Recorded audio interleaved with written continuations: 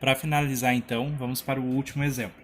Lembrando que isso aqui não se trata de uma substância composta, e sim de um íon poliatômico. No íon poliatômico, a soma de todas as espécies que compõem este íon deve resultar na própria carga em cima, ou seja, menos 3. Lembrando, oxigênio menos 2. 4 vezes menos 2 dá menos 8. Então, neste caso, o arsênio tem que ser mais 5. Por quê? Menos 8 com mais 5, sobram os 3 negativos que eu preciso. Substância simples, 0. Isso aqui se trata de um íon monoatômico, ou seja, o número de oxidação é a própria carga que já aparece. Mesma situação, íon monoatômico, própria carga que já aparece. Hidrogênio vale mais 1, então 3 vezes mais 1 dá mais 3. Então o arsênio aqui vale menos 3. Mais 1 e menos 2. Das espécies que sofreram oxidação, a gente vai verificar que o arsênio sofreu variação e, além do arsênio, o zinco também sofreu uma variação. O arsênio, de mais 5, ele foi para menos 3, ou seja, ele diminuiu. Então, pode dizer que ele sofreu uma redução.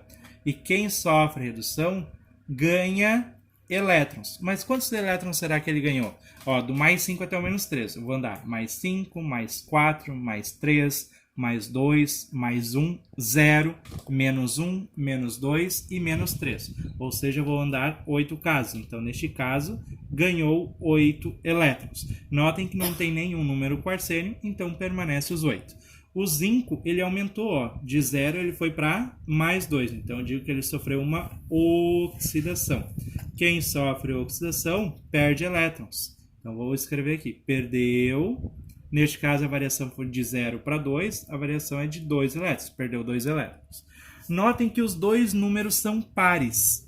Quando os dois forem pares, eu posso simplificar, ou seja, posso pensar o seguinte, que número vezes 2 eu consigo chegar no 8? Ah, esse número é o 4, então eu vou fazer este aqui vezes 4. Deixa eu trocar a cor aqui, porque senão não vou enxergar. Então, vou fazer esse aqui vezes 4, porque se eu multiplicar por 4, eu vou chegar nos 8 elétrons que eu preciso. Só que no momento que eu multiplicar o de baixo, eu também tenho que multiplicar em cima. Mas por qual número eu vou multiplicar o 8 que continua sendo 8? Vou multiplicar por 1, porque 1 não vai alterar o meu valor, então 8 elétrons. Notem que eu tenho 1 e 4. Agora, esses números que eu utilizei para igualar a quantidade de elétrons, eu chamo eles de coeficientes iniciais. Então, tem que iniciar o balanceamento. Neste caso aqui, se eu analisar um arsênio, um zinco e um zinco, tanto faz, porque ambos os lados as quantidades são iguais daquelas espécies que sofreram variação. Vou começar pelo lado esquerdo.